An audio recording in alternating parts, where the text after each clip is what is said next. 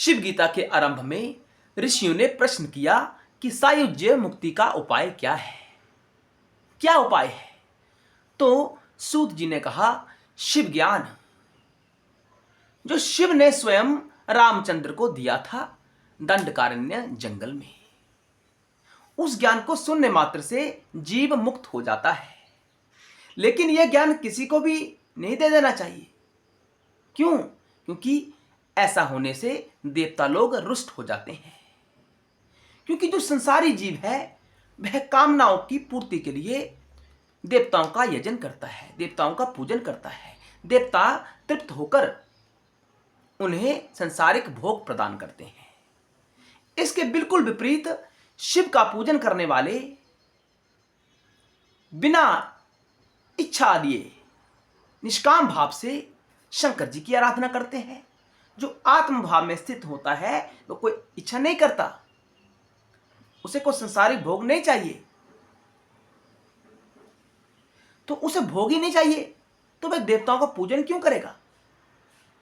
देवताओं का पूजन नहीं करता तो देवता रुष्ट हो जाते हैं, उनको श्राप दे देते हैं, जीवन में विघ्न उत्पन्न करते हैं। यह देवताओं की वृत्ति है। तो आगे प्रश्न किया गया कि देवता लोग विघ्न करते हैं, इससे कैसे बचना चाहिए? शिव की तरफ जाना है लेकिन देवता लोग विघ्न करते हैं, इससे कैसे बचना है? आगे बताया गया, कोटि जन्मार्जिते पुण्य शिवे भक्ति प्रजायते।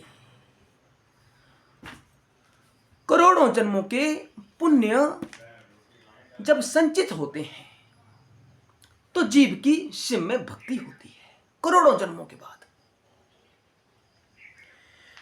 मनुष्य अनेक पशु योनियों से गुजरकर मनुष्य योनि में जन्म लेता है।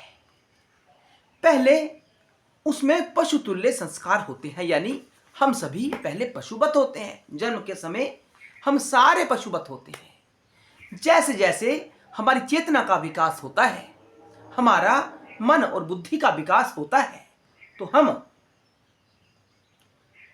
पशुवत्ता को त्याग कर उच्च स्तर पर जाना आरंभ कर देते हैं। पशुओं की क्या विशेषता है? पशु खाता है, सोता है, उसे भय है खोने का, और मैथुन की क्रिया ही पशुवत होती है। जब हमारी चेतना का विकास होता है तो हम इन तुच्छ भोगों को त्याग कर ऊपर उठना आरंभ कर देते हैं, यानी हम स्वर्ग की कामना करने लगते हैं। जीव कैसे? जब चेतना का विकास होता है और जब उसे स्वर्ग के भोग भी तुच्छ प्रतीत होने लगते हैं, उसे लगता है कि स्वर्ग के भोग भी छोटे हैं, मुझे और ऊपर बड़े स्तर पर जाना है, तो वह ईश्वर की शरण लेता है, यानी वह शंकर की शरण लेता है। ऐसा करते करते उसे करोड़ों जन्म लेने पड़ते हैं। एक जन्म में यह नहीं हो पाता है। वह अपना पशुवत व्यवहार एक जन्म में नहीं छोड़ पाता है। असंख्य जन्म उसे प्राप्त करने पड़ते हैं। उसका चेतना का विकास धीरे धीरे होता है। तो जब शिव में भक्ति उत्पन्न होती है तो सोने पे सुहागा हो जाता है। अब देवता लोग विघ्न नहीं कर सकते, क्योंकि शिव परमात्मा है। देवताओं को भी मुक्ति चाहिए। अब एक बार जीवन में शिव की भक्ति उदय होगी, कोई शिव की तरफ चल पड़ा, तो यानी परमपिता परमेश्वर की तरफ चल पड़ा, तो देवताओं में भी सामर्थ्य नहीं है कि वह विघ्न उत्पन्न करें। एक बार शिव की शरण में आओ, आपको किसी अन्य शरण में जाने की आवश्यकता नहीं रहती है। ऐसा शिव गीता में बार बार कहा गया है। इष्टा पूर्तादिक कर्माणि तेना चरिति मानवः शिवार्पण धिया कामान्या परित्यज्य यथाविधि। प्रत्येक व्यक्ति कर्म करके फल की चाह करता है। यह भक्ति नहीं है, यह व्यापार है। हम देवता की भक्ति कर रहे हैं और उसके बदले में क्या मांग रहे हैं? अपनी इच्छा पूर्ति मांग रहे हैं। यह व्यापार हुआ। साधारण मनुष्य ऐसा कामना करता है, मुझे धन प्राप्त हो जाए, मुझे नौकरी लग जाए, मेरी पदोन्नति हो जाए, मैं मुकदमा जीत जाऊं, मैं चुनाव जीत जाऊं, इत्यादि ऐसी कामनाओं को लेकर देवताओं का पूजन करता है। या वह स्वर्ग की चाह करता है, वह भक्त नहीं हो सकता, वह व्यापारी है। सूत जी कहते हैं कि जो शिव की भक्ति करना चाहता है उसे अपने सभी सांसारिक भोगों की इच्छाओं को त्याग कर केवल शिव की कृपा के लिए कार्यरत रहना चाहिए, शंकर की भक्ति करनी चाहिए। इसके लिए मुक्ति के लिए, शिव के अनुग्रह के लिए। शिव का अनुग्रह है जो शिव का पांचवा कृत्य है, उसके लिए हम सबको तत्पर रहना चाहिए, उसके लिए शिव की भक्ति करनी चाहिए। कैसे?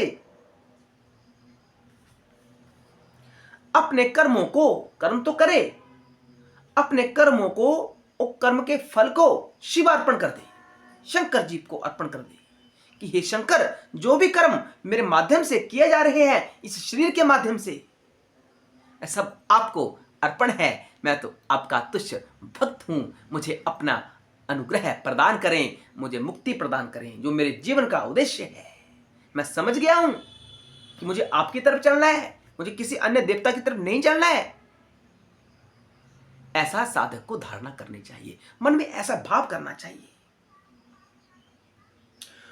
उन शिव जी के अनुग्रह से जब यह प्राणी दृढ़ भक्तिवान हो जाता है, जब शिव का अनुग्रह होने लगता है तो भक्त भक्तिवान हो जाता है, उसकी दृढ़ भक्ति हो जाती है शंकर में।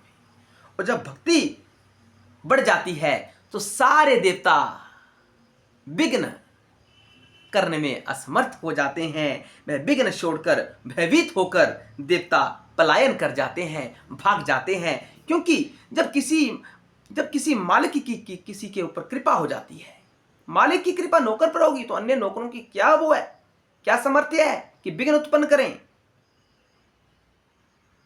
शिव की भक्ति से जब स्वयं भगवान शिव उस पर कृपा करने लगते हैं तो देवगण भयभीत होकर भाग जाते हैं, फिर उनकी हिम्मत विघ्न डालने की नहीं होती है। ऐसा शिव गीता में कहा गया है। वे भी शिव से भयभीत रहते हैं कि भी हमारा अकल्याण ना कर दें, क्योंकि देवताओं को भी कल्याण चाहिए, उनको भी मुक्ति चाहिए। मुक्ति कौन देते हैं? शिव देते हैं। तो जो भक्त शिव के शरणागत हो गया है, देवता उनके जीवन में विघ्न उत्पन्न नहीं करते, दूर भाग जाते हैं, पलायन कर लेते हैं वहां से। कैसे? शिव कृपा के माध्यम से। तो हम सबको शिव की आराधना अवश्य करनी चाहिए, ये जीवन का सत्य है। देवता लोग जीवन में विघ्न उत्पन्न करते हैं, उनको भोग चाहिए। वो चाहते हैं कि ब्राह्मण गृहस्थ हमेशा कर्मकांड करता रहे, वह हमेशा अग्निहोत्र करता रहे। ऐसा करने से उन्हें सूक्ष्म रूप में भोग प्राप्त होते हैं। ये कार्य करना अगर साधक बंद कर देगा तो उनको भोग प्राप्त नहीं होंगे, वो दुखी हो जाते हैं, रुष्ट हो जाते हैं, श्राप देते हैं। तो इनसे बचा कैसे जाए? शिव की भक्ति जब जीवन में उदय होती है, ये कैसे होती है? पूर्व जन्मों के जो असंख्य हमारे जन्म हैं, उनके फल जब उदय होते हैं तो हमारी शिव में भक्ति होती है। शिव में निष्काम भक्ति होनी चाहिए। ऐसा शिव गीता का महावाक्य है। आशा है आपको वीडियो पसंद आया होगा। हर हर महादेव। आपके करोड़ों जन्मों के पुण्य उदय हो चुके हैं अगर आपकी शिव में भक्ति है। यह शिव गीता का महावाक्य है। मैं फिर से इसे दोहरा रहा हूं। कोटि जन्मार्जिते पुण्य शिवे भक्ति प्रजायते। ऐसा शिव गीता में कहा गया, उद्घोष किया गया है। हर हर महादेव। जय भोले शंकर, जय त्रिपुरारी।